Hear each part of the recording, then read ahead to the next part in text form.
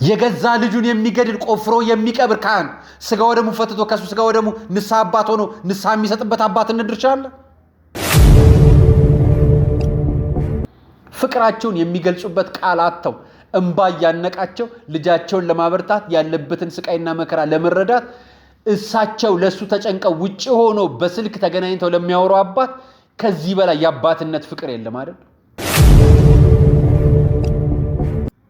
ክሳታችሁ በአደባባይ ተጋልጦ መስቀል ጫካ እየባረካችሁ ትፎካከራላችሁ፣ ቃል ለቃል ትለዋወጣላችሁ።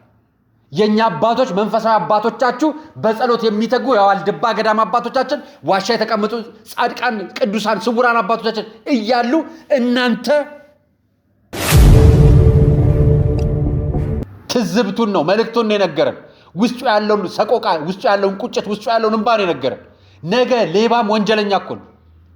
ቢሰርቅ አይጠቁምም አያጋልጥም ማለት ነው። ሰላም ጤና ይስጥልኝ ውድ የአራያ ሚዲያ ቤተሰቦቻችን እንደምን አላችሁ? በያላችሁበት ሰዓት አቆጣጠር እንዳላችሁበት ሁኔታ ሰላማችሁ በዘት ይበል ማለት ፈልጋለሁ። ለወርሃዊ የሰማዕቱ ቅዱስ ጊዮርጊስ ወርሃዊ በዓል እንኳን አደረሳችሁ። ታመው የተኙ በሆስፒታል በጸበል ስፍራ የሚገኙ በስደትና በመከራ በስቃይ ውስጥ የሚገኙ ወገኖቻችን እግዚአብሔር ያስብልን፣ ከክፉ ነገር በሙሉ ይጠብቅልን። ሰማዕት ቅዱስ ጊዮርጊስ ይድረስላችሁ፣ ከክፉ ነገር በሙሉ ያርቃችሁ። በጸሎት ለምታስቡኝ ወንድሞቼ፣ እህቶቼ፣ እናቶቼ፣ አባቶቼ በሙሉ እግዚአብሔር ያክብርልኝ። እናንተንም በጸሎት ያስባችሁ፣ ከክፉ ነገር በሙሉ ያርቃችሁ፣ ሀገራችንን ሰላም ያድርግልን ብለን ስንመኝ አንድ ነገር ደስ ብሎኝ ነው። ዛሬ ደስ ያለኝ ነገር ምን መሰላችሁ? ትላንትና ቆላ ድባ ላይ ቃለ ቀርኒ ሚዲያ ላይ ዘግቤው ነው የወጣሁትና የእመቤታችን የቅድስት ኪዳነ ምሕረት ምስል የታየበት ሾላ ዛፍ ስር እዛ ቦታ ጧፍ አብርተው ነበረ። ቆላ ድግባ ህዝቡ በሙሉ ዛሬ ወጥቶ ነበርና አሁን እንደዚህ እንደምታዩት ጠዋት ላይ ጸበል ፈለቀበት። ደግሞ እንግዲህ እግዚአብሔር ያለ ምክንያት ምንም ነገር አድርጎ አያውቅም። እኛን ሊያድን በሰበብ በአስባብ ነው የሚመጣልን። እመቤታችን ልታማልደን ልትረዳን ከክፉ ነገር በሙሉ ታረቀን ትመጣለች። ዛሬ የታየው ታምር ደግሞ ብዙዎችን አነጋግሯል፣ ብዙዎችንም አስደንግጧል። እዛ ላይ ተዘግብላችሁ መታየቱን እንዲሁም ቦታው መሆኑን ነበር። ከሰዓታት በኋላ ቀረጻውን ጨርሼ ወጥቼ ወደዚህኛው ቀረጻ መጥቼ ከሰዓታት ቆይታ በኋላ ጸበል ፈለቀ። ይሄ መረጃ አሁን እየተጋራ ነው እና እንኳን ደስ ያላችሁ ልላችሁ ነው። እግዚአብሔር በተአምራቱ ሊያድነን ይፈልጋል። እኛንን ወደ ክፉ ቦታ እየሄድን ያለ ነው። ኃጢአተኛ በደለኞች እኛንን።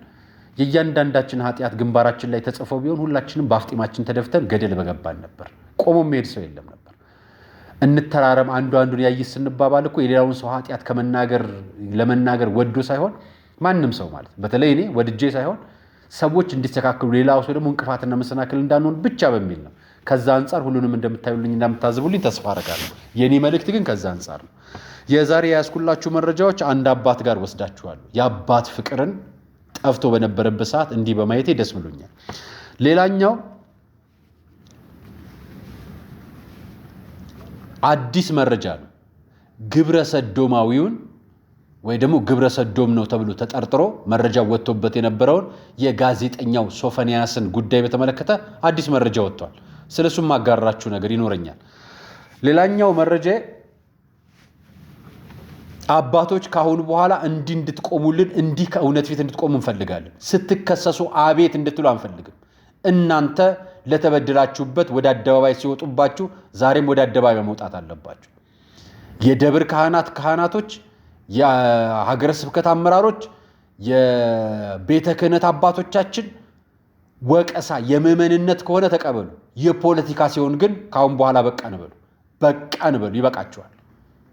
የእናንተ መበደል፣ የእናንተ መወቀስ፣ የእናንተ መፈረጅ እኛንም መሮናል። ይበቃችኋል። ይሄን ይበቃችኋል ያሰኘኝን ቪዲዮ ይዤላችሁ መጥቻለሁ። ከዛ በማስከተል ማመጣላችሁ በእናንተ በካህናት በአባቶች ስር ተደብቀው ቃለ ዓዋዲው ሳይጠበቅ የገዛ ልጃቸውን የዘረፉትን አባት ይዤላችሁ መጥቻለሁ። ቃለ ዓዋዲው አልተጠበቀም፣ ክብረ ክህነታቸው አልተነሳም። ነገር ግን ልጃቸውን ዘርፈዋል። ይሄ ህዝቡ ሁሉ የሚመሰክረው አብረን እንሰማዋለን መረጃው።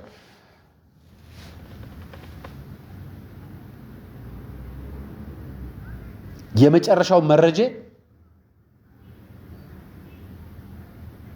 ምን ብዬ ነው የምነግራችሁ? ማለት እንዴት ብዬ ላስረዳችሁ? ማለት እንዴት ብዬ ማስታወቂያውን ልንገራችሁ? መግቢያውን ልንገራችሁ?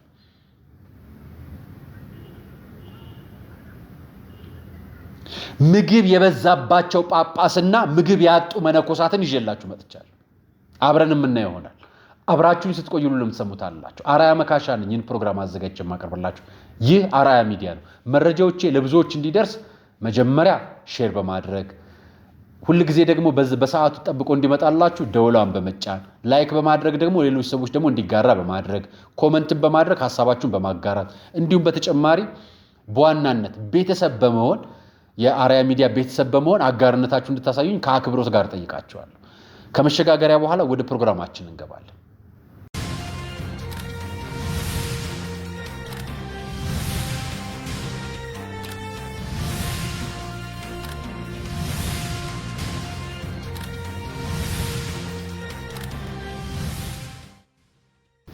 አመሰግናለሁ። የመጀመሪያ መረጃ ፍቅር በጠፋበት፣ ሰው በተጣላበት፣ አባት ልጁን ልጅ አባቱን በሚገርልበት፣ አያት ልጁን በሚደፍርበት፣ አያት ልጁን በደፈረበት፣ እናት ልጇን ባባረረችበት፣ እናት ባሏን ቀጥቅጣ በገደለችበት በዚህ ዘመን ታሪክ እኚህን አባት ማግኘት መታደል ነው። የኚህ አባት ልጅ መሆን መታደል ነው። እውነት አባዬ ብዬ በጠራቸው ደስ ይለኛል። አጠገቤ ሆነ። እንዴት ነህ የኔ ጌጥ? እንዴት ነህ? እንዴት ነህ የኔ ጌታ? ደህና ነኝ። ደህና ነህ? እንዴት ብለህ የኔ ወንድም? አለሁልህ የኔ ጌታ። እንዲህ አልርበኝ፣ እንደ ሰማይ ርቀኝ የኔ ጌታ። ደህና ነህ? ደህና ነህ? እንደው ተመችቶሃል የኔ ጌታ?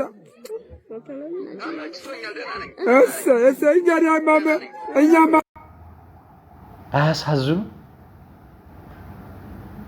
እንዴት ነህ የኔ ጌታ? እንዴት ነህ የኔ አባት? ተመችቶሃል? ደህና ነህ? ግን እንዲህ ስፍስፍ የሚልላቸው አባት ማግኘት መታደል አይደለም? ፍቅራቸውን የሚገልጹበት ቃል አጥተው እንባ እያነቃቸው ልጃቸውን ለማበርታት ያለበትን ስቃይና መከራ ለመረዳት እሳቸው ለሱ ተጨንቀው ውጪ ሆኖ በስልክ ተገናኝተው ለሚያወሩ አባት ከዚህ በላይ የአባትነት ፍቅር የለም አይደል? ወላጆቻችሁ እንደዚህ ናቸው። ዛሬ ወላጆቻችንን የምንሰድበው እናትና አባቶቻችንን የምንሰድባቸው፣ የምንወቅሳቸው፣ የምንዘልፋቸው፣ የምናሳጣቸው እንዲህ አይነት አባቶችን ይዘን እንዲህ አይነት ፍቅራቸውን ከአንደበታቸው ከዓይናቸው ከእንባቸው አውጥተው መግለጽ ያቃታቸው እውነት ኢትዮጵያዊ አባት፣ ስቃያችሁ ህመማችሁን የማይፈልጉ አባቶች፣ መሬት አርሰው ፊታቸው ተጨማዶ ሰንበር በሰንበር ሆኖ እጃቸው ሻክሮ ለእናንተ ኑሮ የተሰቃዩ አባቶች፣ መከራና ግፍ የተፈራረቀባቸው አባቶች፣ አንዴ ጣሊያንን ሲያባሩ፣ አንዴ እርስ በርስ ሲጋደሉ፣ አንዴ ደግሞ ሶማሌን ሲያባሩ፣ አንዴ ከሱዳን ጋር ሲዋጉ፣ አንዴ ከግብጽ ጋር ሲዋጉ ዘላለማቸውን በጦርነት እየተሰቃዩ ልጃቸውን ለማሳደግ የሚታትሩ አባቶች ያቆዩት ሀገር ላይ ነው ያለነው። ይህች ሀገር የነኚህ አባቶች ውጤት ነች። የነኚህ የየዋሆቹ ተንኮል ሰርተው ወጥመድ አጥምደው አንዱ በአንዱ ላይ እንዲነሳ ፖለቲካ የሚሰሩ አይደለም የኛ አባቶች። የኛ አባቶች እንደነዚህ አይነት አባቶች ናቸው። ምንኛ በስጋስ በወለዱኝ ተብሎ የሚቀናባቸው አባት። እንደነኚህ አይነት አባት ነው የምንፈልገው። የሃይማኖት አባቶቻችንም እንዲህ ነው የምናፍቃቸው። የፖለቲካ መሪዎቻችንም እንዲህ ነው የምናፍቃቸው። ልጄ ብሎ የሚሰፈሰፍ፣ ህዝቤ ብሎ የሚሰፈሰፍ፣ ሀገሬ ብሎ የሚያለቅስ፣ ያለህበት ተመቸ ሆይ፣ ተሰቃየ ደላ ሆይ፣ እንደው አልከፋህም ወይ፣ አይዞህ አለሁልህ ልጄ የሚል መሪ፣ አባት፣ አስተባባሪ እንዲህ አይነት ነው የናፈቀን። ወላጅ አባት፣ ወላጅ እናት የናፈቀን እንዲህ ነው። ደስ አይሉ? እኚህ አባት የእናንተ አባት ቢሆኑ ምን ይሰማችኋል? ሐሳባችሁን አጋሩኝ፣ በኮመንት ስጡኝ። በእውነት ሳትጨርሱት ኮመንቱን ስጡኝ። ለምን መሰላችሁ? ብዙ ጊዜ ዜና ላይ የሚቀርቡት መረጃዎች ወደ አደባባይ የሚወጡትን ክፉ ነው የሚበዛው። መልካም ዜና ብዙ ጊዜ ለዜና ቀርቦ አያውቅም። እንዲህ ፈገግታቸው ብርሃን ሆኖ ሐዘናቸው በማግኘታቸው በድምፁ ረክቶ ስልክ እስኪ ስሙ ድረስ ናፍቆታቸውን የገለጹ አባትን እኚህ ናቸው ኢትዮጵያውያን አባቶች። የንትን ዘር ነው የንትን ዘርን አታግባ የሚለው አይደለም አባቶቻችን። ልጄ ደህና ነህልኝ ወይ ጤንነቱን ሰርቶ መኖሩን ሰላም መሆኑን በህይወት መቆየቱን የሚናፍቁ አባቶች ነው የነበሩ። ሀገራችን ያቆዩልን ዛሬ እንትንም ሀገር ብሏቸው እንትንም ክልል ብሏቸው እንትንም ሰፈር ብሏቸው እኚህ አይነት አባቶች ናቸው በየሁሉም ክልል የነበሩት። ለሚዲያ የሚያቀርባቸው የለም፣ ፍቅራቸውን የሚገልጽ የለም። አባት በዳይ ነው፣ አባት ጨቋይ ነው፣ ሴት ተበድላለች የሚለው ትርክት በእነኚህ አባቶች ውስጥም አለ። የምትናገሯቸው እኚህን አባቶች ነው የምትናገሩት። የዚች ሀገር መገለጫዎች እንደነኛ አይነት አባቶች ናቸው እንጂ ከተማ ያለው ኮት የለበሰው ክራባት አድርጎ ተንኮልና ብልጣብልጥነት ለሚሰራው አባት አይደለም። ልጁም በድሎ አሰለጠንኩ ብሎ ገርሎት ላላ አባት አይደለም። አባታዊነት ነው ይቻ ሀገር የምትመራው። ይቻ ሀገር የተበደለችው በዚህ ነው። እኛ አባት መሬት አርሰው እህል ዘርተው ፈጣሪን አምነው አምልከው ቤተሰባቸውን አክብረው ሚስታቸውን አክብረው ልጆቻቸውን አሳድገው ለወግ ማዕረግ አብቅተው ወደ ውጭም ልከው ሀገር ውስጥም ልጆቻቸው በቅተው አሳድገው የሚኖሩ አባቶች የኖሩባት ሀገር ነች። ለነኛ አባቶች ነው ሀገር በውለታ ተላልፋ የተሰጠችው። እነሱ ማስተላልፈው የሰጡን እኛንን እያፈረስናት ያለን፣ እኛንን በሐሳብ የምናፈርሳት፣ እኛን ተግባራችን ክፉ የሆነ ከተማ ያለን የሰለጠንን ዘመናዊነት ቀመስ ያለን አባቶቻችን ክፉ ያደረግን እኛንን፣ ልጆቻችንን የምናሰይጥን እኛንን። ለዚህ ነው እኚህን አባት የመሰለ ፍቅር ማሳያቸው። ሌላኛው መረጃ ላይ ግባላችሁ። ባለፈው በኃጢአተ ሰዶም ወይ በግብረ ሰዶም ስም ታሪኩ ተነሱ የነበረው ጋዜጠኛ ሶፎንያስ አሃዱ ኤፍኤም እንዲሁም አሃዱ ሬዲዮ አሃዱ ቴሌቪዥን እንዲሁም መናኸሪያ ኤፍኤም መግለጫ ወጥተው ከእንትናቸው አንስተውታል ይመስለኛል። በወቅቱ ያወጣበት ልጅ ፍሬዘር ፍቃዱ በቁጥጥር ስር ውሎ ነበር።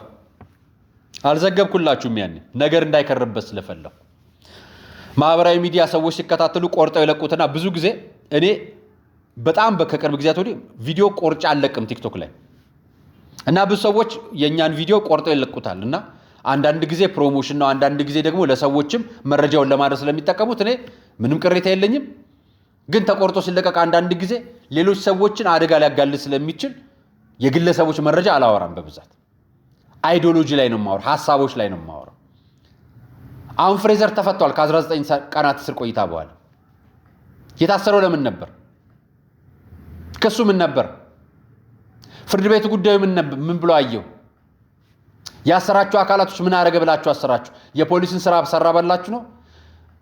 እሱ ያልሰራውን የፖሊስ ስራ እናንተ ምን አረጋችሁት? ተጠርጣሪውን ግለሰብ ያዛችሁት? የታማውን ግለሰብ ያዛችሁት? የተደበደበውን አካል ያዛችሁት? ተገረፈ ወይ ተገፋ ተበደለ ተገፋ ያላቱን አካል ያዛችሁት? ምን ተደረገ? ልጁ ጋዜጠኛው ምን ተደረገ? ጸበል ነው ስላለ እናንተም ከጸበል እስኪወጣ እየጠበቃችሁት ነው? ወንጀለኛ ጸበል ቦታ ይደበቃል? ነፍሰ ገዳይ ቢሆን ጸበል ቦታ ቢቀመጥ ዝም ትሉታላችሁ? ስለዚህ ፍሬዘርን ስትፈቱት በሱ ምክንያት የተጠረጠረው ግለሰብ በኢትዮጵያ ወንጀለኛ መቅጫ ሕግ በተያዘው መሰረት ከ2 ዓመት እስከ 25 ዓመት የሚያስፈርድ ፍርድ ስለሆነ ግለሰቡን ይዛችሁ መረመራችሁት ወይ? ወንጀለኛውን ለቃችሁት? ጠቋሚያችሁን ያዛችሁት? ጋዜጠኛ ሶፎንያስ ምን ተደረገ?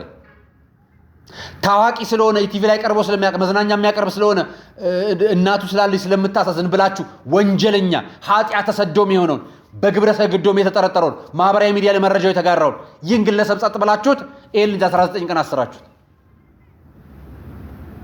ያን ልጅ ምን አረጋችሁት? ምን ጠየቃችሁት? ምን መረመራችሁት? ምን አደረሳችሁት? የኔ ጥያቄ ነው። የኛ ጉዳይ ነው የጥያቄ። ልጁ ትዝብቱን እንደዚህ ያጋራ ትላንትና ማታ ከተለቀቀ በኋላ ፈረዱ ሊረዱ ወደዱ። እንዲህ ብሎ በእንደዚህ አይነት መዝሙር ጸጥ ብሎ ለቀቀው። ትዝብቱን ነው መልእክቱን ነው የነገረን። ውስጡ ያለውን ሰቆቃ፣ ውስጡ ያለውን ቁጭት፣ ውስጡ ያለውን እንባ ነው የነገረን። ነገ ሌባም ወንጀለኛ እኮ ነው። ቢሰርቅ አያጠቁሙም፣ አያጋልጥም ማለት ነው። ልጅ ሊያመልጠው ቢጥል ቢደበድበው ራሱን ተከላክሎ እንኳን አይመልስም ማለት ነው። ለወንጀለኛ ብርታት፣ ለጠቋሚና ህግ ለሚያስከብርና ህግ ለሚጠብቁ ኢትዮጵያውያን ደግሞ ሰቆቃ የሆነ ስርዓት ነው የተፈጸመው። ሴት ደፍሮ ሲሄድ ሊከላከል አይችልም ማለት ነው ልጅ። ሰው ገሎ ቢያመልጥ ሊከላከል አይችልም ማለት ነው ልጅ። እሱ ብቻ ሳይሆን የሱ ጓደኞችም ሌሎቻችንም ይሄንን ነው እየታዘብን ያለነው። የተጠረጠረበት ወንጀል ሰው በመደብደብ ከሆነ የደበደበበትን ምክንያት ታውቃላችሁ። ምንድነው?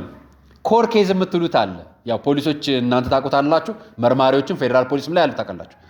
የወንጀል መነሻ ምክንያት የሚባል እናንተ መርማሪዎች የምትጽፉት ፎረንሲክ የምትመረምሩበት ምናምን ታውቃላችሁ። ያው ከግ ጋር የኛ ስራ ስለሚገናኝ ቀረብ ስለምንላችሁ የዚህ ልጅ የወንጀለኛ መነሻ ምንድነው? በኃጢአተ ሰዶም የሚጠረጠር ግለሰብ በተግባር እሱን ሊደፍር መጥቶ መነሻው ነው። ሌላ ነገር አለ። ግንኙነት ሊያደርግ መጥቶ ወንድ ሊገናኝ የሄደን ጋዜጠኛ ወንድ ለቃችሁት ወይ ደግሞ ሳትጠይቁት ይሄንን ማንነቱን ያጋለጠውን በቪዲዮ በማስረጃ ያጋለጠውን ግለሰብ ታሰረ። እሱ የሚሰራቸው ኮንተንቶች ምናምኖች እሱ የራሱ ኃላፊነት፣ እሱም በሱ ጠይቁት ከፈለጋችሁ። ልጁ ግን ይሄንን አጋለጠ። በኢትዮጵያ ሕዝብ ዘንድ ወንጀል የሆነ በማህበረሰብ ወግ ስርዓት የጣሰ በመንግስት ሕግ ደግሞ ወንጀል የሆነ በሃይማኖቶች ደግሞ ኃጢአት የሆነ ጉዳይ ሁሉም የሚያወግዘውን ጉዳይ እስካሁን አልጠየቃችሁም። ጸበልም ነው ተብሎ ጸበል ቦታም አልሄዳችሁም፣ አላሰራችሁትም ጭምር። ይሄ ልጅ ስትይዙት ያኛውን ልጅ ፈልጋችሁ ባለበት ቦታ በቁጥጥር ስር አውላችሁ ወደ ፍርድ መጠየቅ ትችላላችሁ። ግን አልጠየቃችሁ። አያችሁ፣ ፍርድ ሚዛኗ እኩል ነው ብዬ አምን ነበር። አንዳንዴ ደግሞ ሚዛኗን ትስቷታላችሁ። እናንተ አስፈጻሚዎች ናችሁ፣ ጉዳዩን የያዛችሁ ሰዎች ናቸው የሳታችሁት እንጂ ፍርድ ሁሉ ጊዜ ሚዛኗ እኩል ነው ብዬ አምናለሁ። እናንተ ባትፈርዱ እግዚአብሔር ይፈርዳል። እናንተ በምድር ላለው ሁነት ለደረገው ወንጀል ማህበረሰብ ላይ ለጠፋው ጥፋት ቅጣት ትቀጣላችሁ። ፈጣሪ የራሱን ቅጣት ነው የሚቀጣው። ሁሉንም በነገራችን ላይ ሊምር ነው ጊዜ የሚሰጠው እንጂ ቅጣት ይቀጣል። ለማናችንም አያስቀርም። እኔም ቦን ሳጠፋ አይመረኝም። ዩቲዩብ ስለተናገርኩ ቪዲዮ ስለሰራው ጋዜጠኛ ስለሆንኩ ታዋቂ ስለሆንኩ ምናምን አይመረኝም እግዚአብሔር። ኧረ ተው እንጂ ምናምን አልለውም እግዚአብሔር ነው። በምድር ላይ ያለ ሰው በሙሉ በህይወት ካለፈ በኋላ በእግዚአብሔር ፊት እኩል ናችሁ ነፍሳችን። አንዱም ሰው ከአንዱ ሰው አይበልጥም። እግዚአብሔር በእጁ አበጅቶ እፍ ብሎ ነው የሰራው። በትንፋሹ ይሁን ብሎ ሌላውን ፈጠረ፣ እኛን ሰርቶ ፈጠረ። ሁላችንም እኩል ነን። ኃጢአት የሰራውም ኃጢአት አልሰራውም። ከፍርድ ውሳኔ በኋላ ነው የምንለያየው። የሲኦልና የገነት ሰው ተባብለን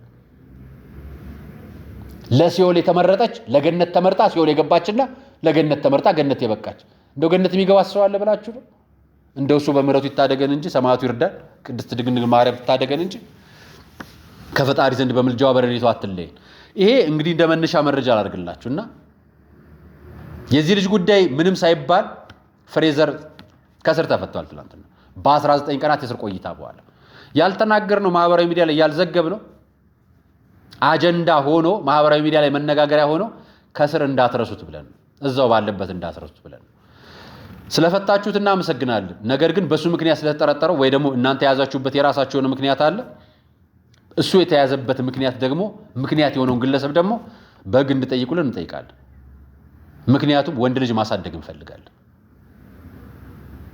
የሚደፍራቸው ወንድ እንዳለ ሀገር ውስጥ እንደሚንቀሳቀስ በነፃነት እንደሚሄድ ጸበል ቦታ እንዳለ እየሰማን ወንድ ልጅ አንወልድም። ብንወልድም እኛ እንዴት ብለን እናሳድገው? እንዴት ማህበረሰብ ውስጥ እንቀላቅለው? ተው እንጂ እንፈራለን። ሌላኛው መረጃ አባቶች ይበቃቸዋል። እኛ እንወቅሳቸዋለን፣ ካድሬ ይወቅሳቸዋል፣ ተቃዋሚ ይወቅሳቸዋል፣ ፖለቲከኛ ይወቅሳቸዋል፣ ዘራፊ ይወቅሳቸዋል፣ እናት አባት ይወቅሷቸዋል። ሁሉም ወቅሶ አይችልም። እኛ በክብራችሁ በክህነታችሁ ልክ እንድትከበሩልን ነው የምንወቅሰው። ወንጀለኛ ናችሁ ብለን እንደሌላው ሰው ኃጢአተኛ ናችሁ ብለን ክብረ ክህነታችሁ ነክተን አንናገር። ክብረ ክህነት ከእግዚአብሔር ውጭ ማንም ሰው አይነካው። በነገራችን ክብረ ክህነት የሚዋረደው ልክ እንደ አርዮስ እግዚአብሔርን የተካደ ቀን ነው። እግዚአብሔርን የካዳችሁ ወይ ደግሞ የእግዚአብሔርን ክህነት አስተምሩ የምታስተምሩ በጵጵስናም በክህነትም በሊቅነትም በአዋቂነትም በካህንነትም በዲያቆንነትም በምንም ደረጃ ይኖራል። ሲኖር በቃለ ዓዋዲው በሕገ ቤተ ክርስቲያን ማውገዝና መወሰን የቅዱስ ሲኖዶስ ድርሻ ነው። በሀገረ ስብከት ሲሆን ደግሞ የሀገረ ስብከቱ የሰበካ ጉባኤ ጽሕፈት ቤትና የሊቀ ጳጳሱ ድርሻ ነው። ይሄን ነገር እየተደረገ እንዳልሆነ ነው የገባኝ። ይሄ የማወገዙ ነገር አሁን ያመጣሁላችሁ የመጀመሪያው መረጃ ፖለቲከኛ ትደረጋላችሁ፣ ዘረኛ ትደረጋላችሁ፣ አንዳንዶቻችሁ በተግባርም ስለሚታይ። ሁለተኛ በክህነት ማዕረግ ልክ በምትከሰሱበት ክስ ዲፌንድ አታደርጉ ማለት እንደ ተቋም ነው የምናገር። በግል እየወጡ ቪዲዮ የሚሰሩ አባቶች አይቻሉ፣ አሳያችኋለሁ ቀጥሎ። የእኝን ጉዳይ ማሳያችሁ ትግራይ ክልል ጦርነት ነበር፣ ኦሮሚያ ክልልም ጦርነት ነበር በሆነ ወቅት። ያው ግጭት ነው ጦርነት፣ ያው ቃላቱ ለፖለቲከኞች የሆነ ይባል፣ ጦርነትና ግጭት ይለያያል። እኔ ውስጥ አልገባም፣ የፖለቲካው ትንተና አይደለም።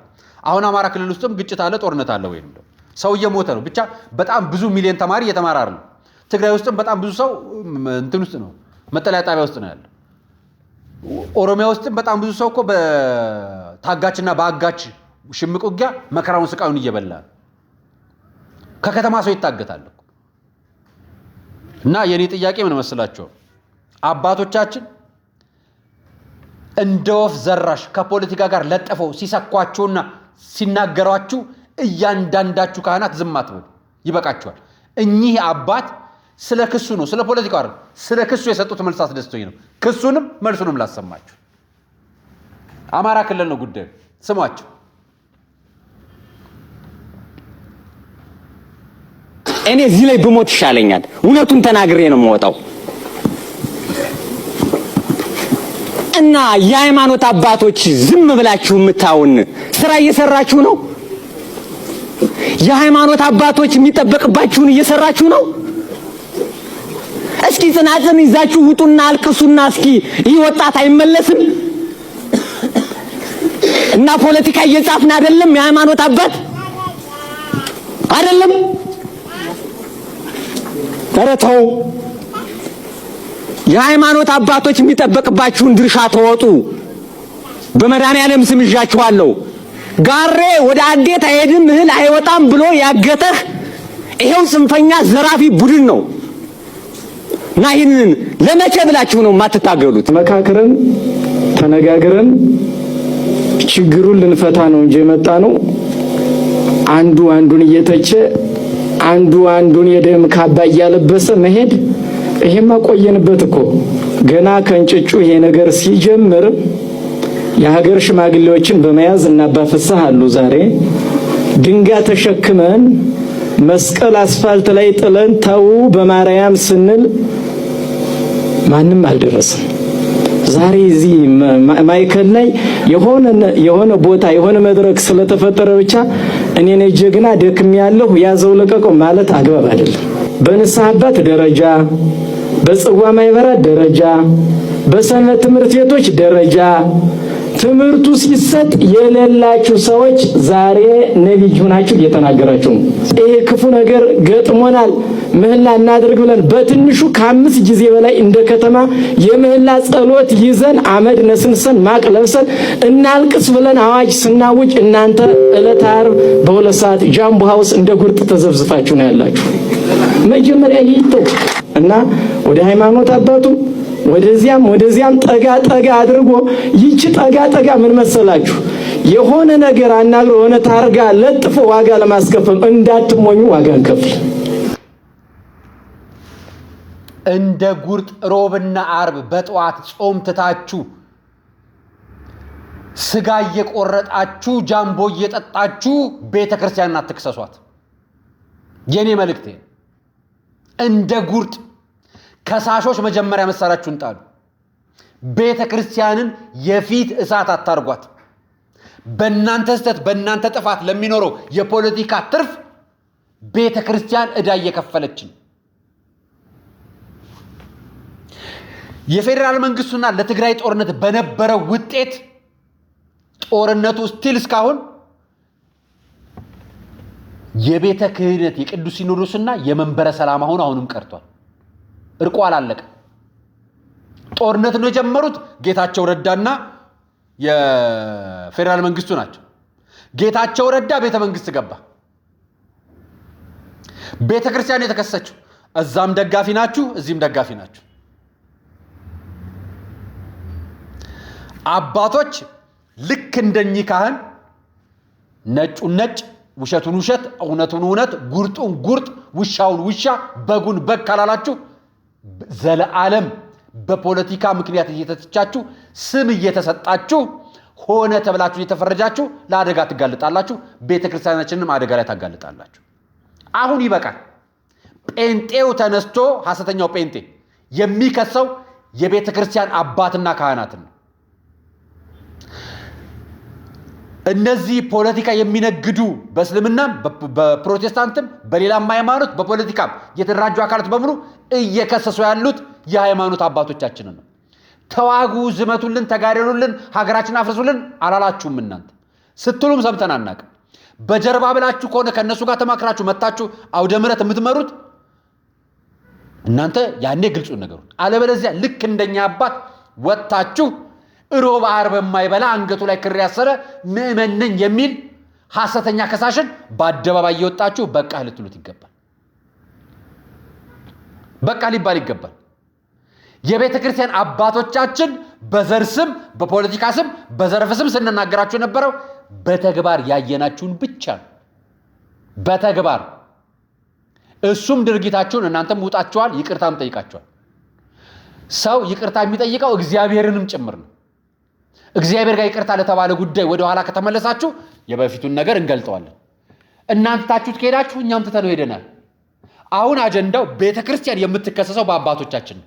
በየትኛው አባት ካላችሁኝ እንደነዚህ አይነት አባቶች በየመንደሩ የሚኖሩ ካህናት፣ ዲያቆናት፣ መንፈሳዊ መምህራን፣ ሰንበት ተማሪዎች የሚከሷችሁ አንገታቸው ላይ ክር አስረው ሮብ ዓርብ የሚበሉ የቤተክርስቲያን ስርዓት የማይጠብቁ ሰባቱን አጽዋማት የማይጾሙ ክርስቲያን ነኝ በሚል ስም ቤተክርስቲያንን በፖለቲካ መወንጀል የሚፈልጉ አካላትን ፊት ለፊት ተጋፈጡ። በነገራችን ላይ አማራ ክልል ብቻ አይደለም፣ ትግራይ ክልል ብቻ አይደለም፣ ኦሮሚያን ብቻ ማለት እዚህ አዲስ አበባ ያላችሁ የቤተ ክህነት አባቶቻችን የእናንተም ድርሻ ነው። እኛ እናንተን እንፈልጋችኋለን። እኛ እናንተን እናከብራችኋለን። እኛ እናንተን እንወዳችኋለን። የምንወዳችሁ የምትነዱ ነው እግዚአብሔር ቤት ስለሆነ ነው። እንደነንትና ወጣችሁ ለ10 ዓመት ሙሉ ለ100 ዓመት ጴንጤ ጠቅላይ ሚኒስትር እንዲሆን እጸልያለሁ የሚሉት ፖለቲከኞች መካከል ዝም ብላችሁ ተቀምጣችሁ እነሱ መብታቸው ነው እኛ ግን አያገባንም ብላችሁ ሀገሪቷ ቁልቁል ስትሄድ ምናምን ስትል አይመለከተንም ብላችሁ ቁልቁል ተቀምጣችሁ ከሆነ እስከ መጨረሻው እንዲሆን እንምንቀር። እኛ ደግሞ የምንፈልገው የእናንተ ልጆች እኛ ወይ ደግሞ የእኛ ልጆች ሆኑ ክርስቲያኖች ሰዎች ሀገር እንዲመሩ እኩል ህዝብ እንዲሆኑ የእናንተ አባትነት እንዲከበር ቤተክርስቲያኗ ስርዓት እንድትይዝ እንፈልጋለን። ለዛ ነው የምንወቅሳችሁ። ዝም አትበሉ፣ ልክ ልካችንን ንገሩ፣ አትፈሩ። ፖለቲከኞችንም ንገሯቸው፣ ከሳሾቻችሁንም ንገሯቸው። እኛ እነግርላችኋለን የምናውቀውን ያህል፣ እናንተ ደግሞ ከኛ በላይ የምታውቁት ብዙ ስላለ ልክ ልካቸውን ንገሯቸው። እኚህን አይነት አባት ሰምታችሁ ታውቃላችሁ? ልጃቸውን ነው የማመጣላችሁ። ሙሉ ነገረኛው ላይ ግቡና እዩት።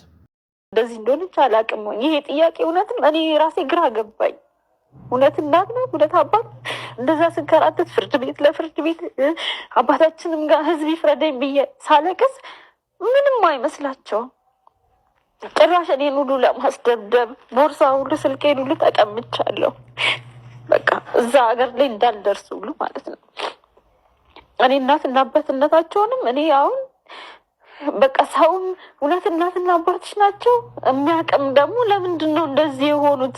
እዛ ሰፈር ላይ የሚያውቃቸው ዘመድ ምንም በቃ እግዚአብሔር ይርዳሽ ነው የሚሉኝ ሁሉም ማለት ነው። ደግሞ ካህን ነው አልሽኝ። ካህን ነው እስቲል እስካሁን ከክህነቱም አልተነሳም። እዛ አባታችን ጋር ሳቀርቡ አንድ ሰው እንግዲህ ከካህን ትዳሩን ከፈታ ከክህነትም ይነሳል አይደለ? አሁንም እየቀደሰ ነው። አሁንም አለ ክህነቱ ላይ የነፍስ ልጆች አሉት። እኔ ለምን እንደዚህ እንደሆኑም እኔ አላውቅም። የተለየ ባህሪም ኖሮኝ እነሱ ሊያስከፋውበትም ጊዜ አላስታውስም፣ አልኖርኩም። እህቶቼም በዚህ ጥግ ለምን እንደዚህ እንደሆኑ ወንድሜም ለምን እንደዚህ እንደሚያከላክል አላውቅም። አንድ ክፍል እኔ መጀመሪያ ጊዜ ሲያስወጡኝ አንድ ክፍል ቤት ስጡኝ መቼን ጊዜ ላሳልፍ ነው ያልኩት ማለት ነው። ቤት ውስጥ የደረሰብኝን ተጽዕኖ እኔና ፈጣሪ ነን የምናውቀው። እንደ ውሻ ነው እንጀራ የሚወረወርልኝ።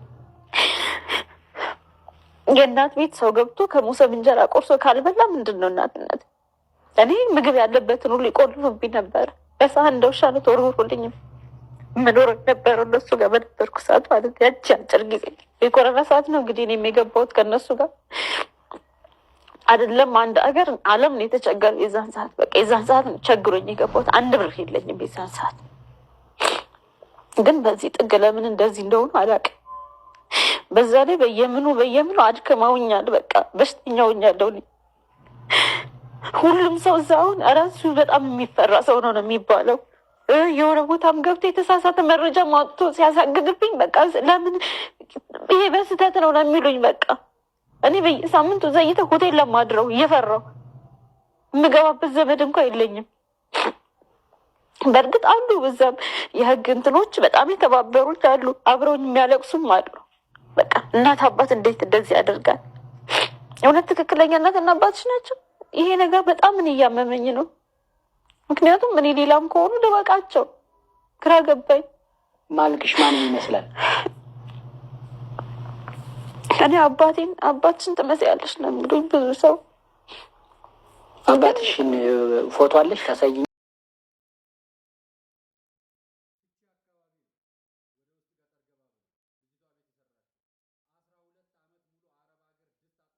ቤት አጥባ መከራዋን አይታ ሰው ቤት ተሰቃይታ ማዳም ገፍታት መከራዋና ችግሯን አይታ የበደሏት የገዛ ካህን የሆኑ አባቷ ናቸው።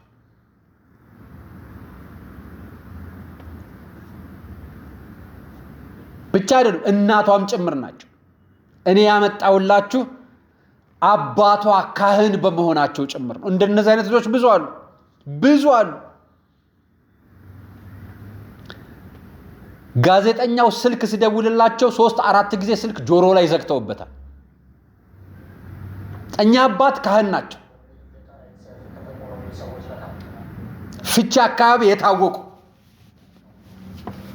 12 ዓመት በግርድና ሰርታ መከራዋን አይታ ተገፍታ ተተፍቶባት መጸዳጃ ቤት አጽድታ ይህን ስቃይ የምታውቁ ብዙዎች የከተማ ልጆች አላችሁ።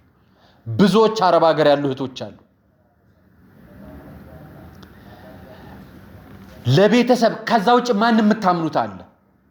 የሚያውቁት የቀረቡት ፍቅረኛ ያሉት የትዳር አጋሪ ብለው የሚያስቡትና ነገ አብረን እንኖራለን ብለው ለሰጡት እንኳን እየካዳቸው ነው። አባት እናት ለመኖሪያ ቤት መከፋፈል ሲሉ ትዳራቸውን በአደባባይ ያፈረሱ አባት አሁንም ካህን ናቸው። አቡነ ቀውስጦስ ክህነታቸውን እስካሁን አላነሱላቸው፣ ሰላሌ ላይ ናቸው። ባለፈው መግለጫ ሲያወጡ ነበር ለነ ፓስተር ወምናምን ሄኖክ ለሚባለው ግለሰብ የሰላሌን ህዝብ ሰደበብን በሚል ትክክል ነው። እንደ ህዝብ ሰድቧል። የቤተ መቅደስ ክህነቱን ያፈረሰውን እስካሁን ዝም ብለው ነው ሌላውን ወጥተው የሚወቅሱት። የውጭውን ጓዳውትን ደብቀው ወይ የጓዳውት መረጃው ትክክል አይደለም። እቺ ሴት የወጣችውን ባውድ እግሮ ስር መታ የወደቀችውን አስጠርተው የጠየቁት ሐሰት ነው። ገንዘብ አልሰጠችኝም ብለው ስትመጣ ደግሞ 250 ሺህ ብሯን ሰጠዋት ያለውም እኮ ቃል ነው፣ ማስረጃ ነው።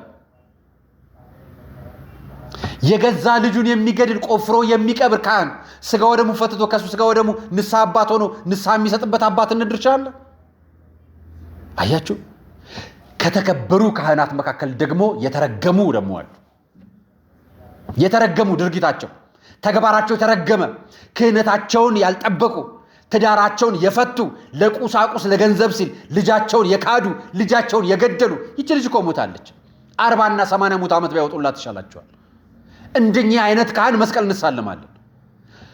ቃል አዋዲው ስላልተጠበቀልን ነው። ቤተ ክርስቲያን ስርዓቷን ተጠብቀልን። የኛ ጩኸት ለዚህ ነው። እኔ አንድ ጊዜ አንድ አባት ሰምቻለሁ። አራያ አሉ። አቤት አልኳቸው።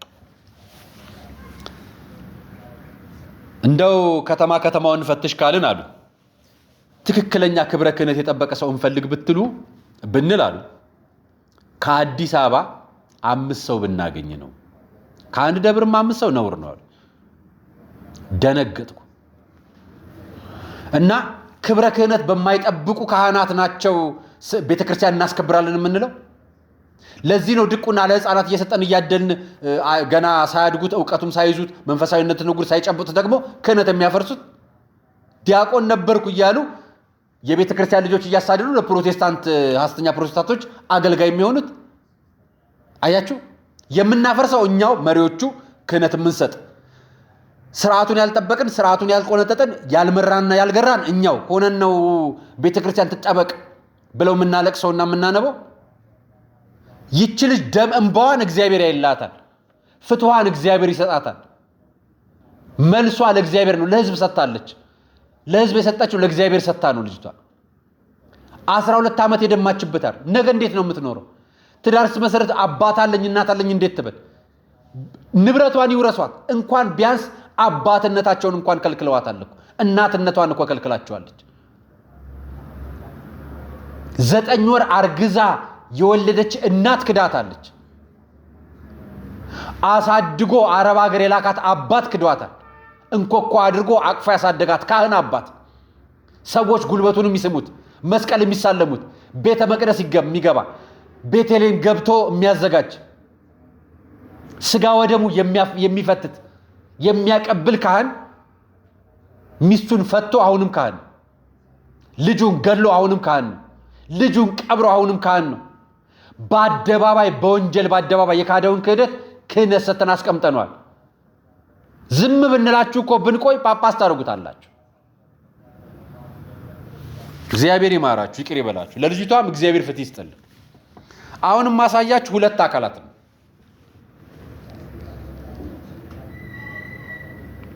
ይሄን ቪዲዮ መጀመሪያ ላሳያችሁ ቀድሜ በነቀምቴ በጊምቢ አድርገን በአንፊሎ አድርገን በሸበል አድርገን ሀገራችን ጋምቤላ ገብተን ሐዋርያው ጉዞ በማድረግ እንገኛለን።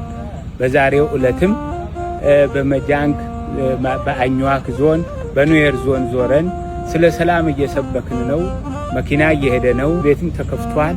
እንደሚታወቀው ባንኩም ተከፍቷል።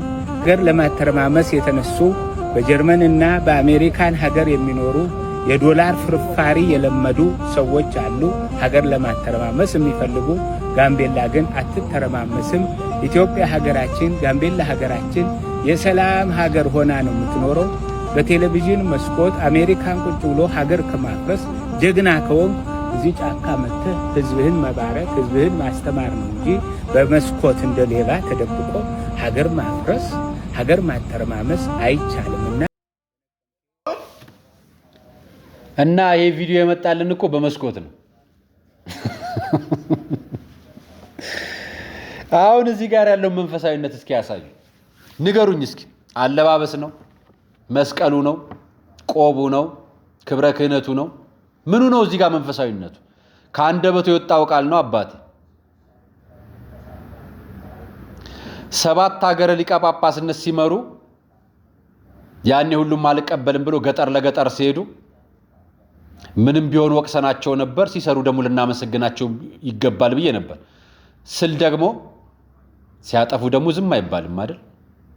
አባት ይወቀሳል አይከሰስም እንጂ ይወቀሳል። ወቀሳችንን ነው የምናቀርበው። እርሶ ቲክቶክ ለቲክቶክ ዩቲዩብ ለዩቲዩብ ላይ እየገቡ ጥያቄና ምላሽ የሚሰጡ ትችትና አስተያየት የሚሰጡት የትኛው መንፈሳዊ አባትነት ነው? የአባትነት ድርሻ እንዲሆነው የትኛው የፖለቲካ ድርሻ ነው? ሀገር ማፍረስ ሀገር ማልማትስ የትኛው ጋር ነው ያለው? እኔ ለማን እንደሚሰጡ አልገባኝም። ቢገባኝም አይገባኝም። ምክንያቱም እርሱ የበለጠ ያውቃሉና። እኔ የገባኝ ግን የለበሱት ክብረ ክህነትን የሚመጥን ንግግር አለመሆኑን ነው ያየሁት። ትክክል አይደለም፣ አይገባም። እንዲህ አይነት አባቶች እረፉ ሊባል የሚገባው በብፁዕ ቅዱስ አቡነ ማትያስ፣ በቅዱስ ሲኖዶስ ዋና ጸሐፊ በአቡነ ዲዮስቆሮስ፣ በብፁዕ አቡነ ሳዊሮስ የጠቅላይ ቤተ ክህነት ስራ አስኪያጅ። አንዳንድ ዲሲፕሊኖች አባቶችም ቢሆኑ እረፉ ሊባል ይገባል። ልጆች እረፉ እንደምትሉን ሁሉ ይሄ ነገር ከሃይማኖት የወጣ ነው፣ እረፉ በሉልን። እኛ አባት አንድ ጊዜ ሰግደው ያውቃሉ ወይ አለኝ። እኔ እንግዲህ አልከታተልም አባቶች ለምን እንዳለኝ ያኔ የጠየቀኝን ሳልመልስለት ቀርቼ ዛሬ ደግሞ ይሄኛው ቪዲዮ ደረሰኝ። እኚህ የሚሰግዱ አባቶች ናቸው፣ ተመልከቷቸው። ገዳም ሲያገለግሉት ኖረው የእድሜ ገደባቸው ሲደርስ በህመምም በድካምም ምሕረት እስከሚያገኙ ከዚህ ቤት ነው ተፈውሰው እንግዲህ ወደ እስላም የሚሰማሩት ማለት ነው። ሊቃበው የሚባል አለ። እነሱን የቀረበውን አብስሎ አዘጋጅቶ ለእነሱ እንግዲህ የሚጠጣውን የሚመገቡትን ነገር ሁሉ የሚያዘጋጅላቸው ሊቃበው ይባላል። እና ሊቃበው የት ይባላል? ሊቃበው ማለት ደግሞ ያው እንዳልኳችሁ የደካሞች ተቆጣጣሪ ማለት ነው።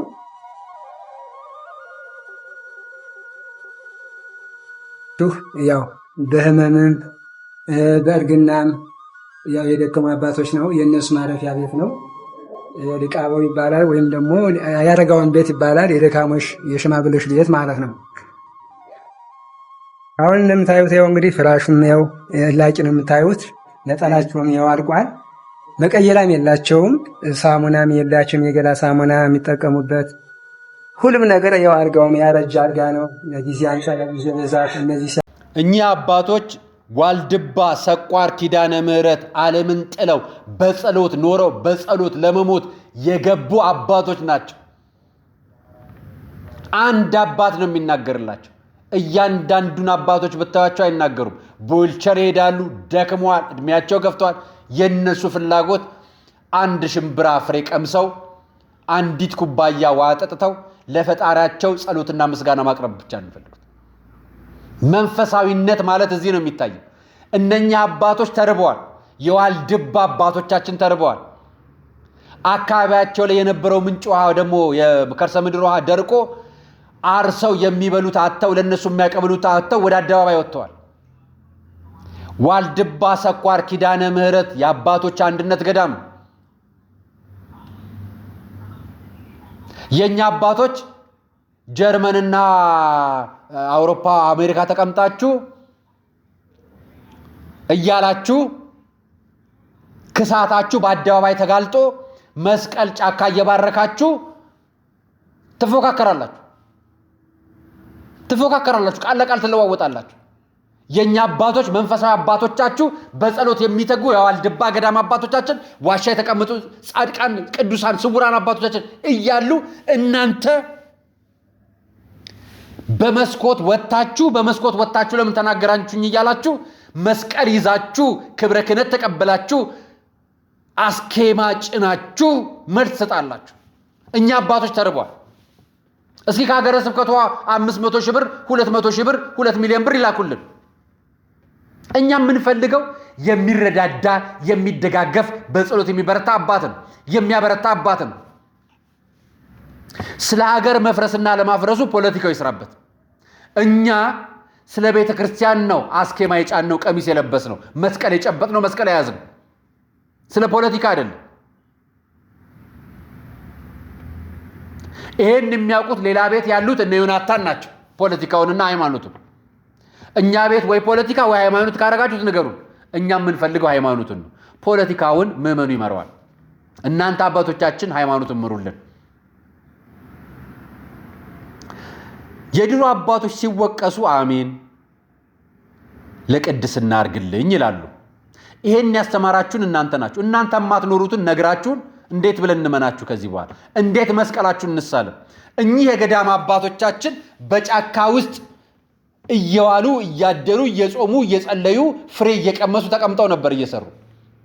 አቅማቸው ሲደክም እንዲህ ማረፊያ ቦታ ሲጠለሉ የሚቀምሱት የሽምብራ ፍሬ አጡ፣ ተራቡ። ዋልድባ ሰቋር ኪዳነ ምሕረት አንድነት ገዳም በቅርቡ ገቢ ማሰባሰቢያ ይኖራል። እኛም እናግዛለን።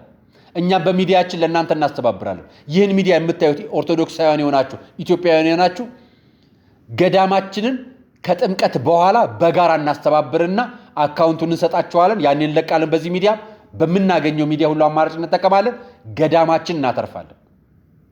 እኛ እየሰጠን ያለነው ከተማ ላሉ ጳጳሳት፣ እኛ እየሰጠን ያለነው ለሚሰግዱት ሳይሆን መኪናና አውሮፕላን ለሚጠይቁት ጳጳሳት። እኚህ ጳጳስ ናቸው መኪና ሲጠይቁ የሰማሁት፣ ሌሎቹን አይደለም። እኚህ አባት ጳጳስ ሲጠይቁ ሰምቻለሁ። ብፁዕ አቡነ ሩፋኤል ይባላል እና እግዚአብሔር እንዴት ይማር፣ እንዴት ይቅር ይበለን፣ እንዴት ይተወን፣ እንዴት አይዟችሁ ይበለን። በእኛ ጥፋት ማለት በእኛ በደል በእኛ ኃጢአት። ለዛሬው ቆይታ ይህን ይመስላል። አርያ መካሻ ነበር ፕሮግራሙን አዘጋጅቼ ያቀርብኩላችሁ። ለነበረን ቆይታ አመሰግናለሁ። ሰናይ ቀን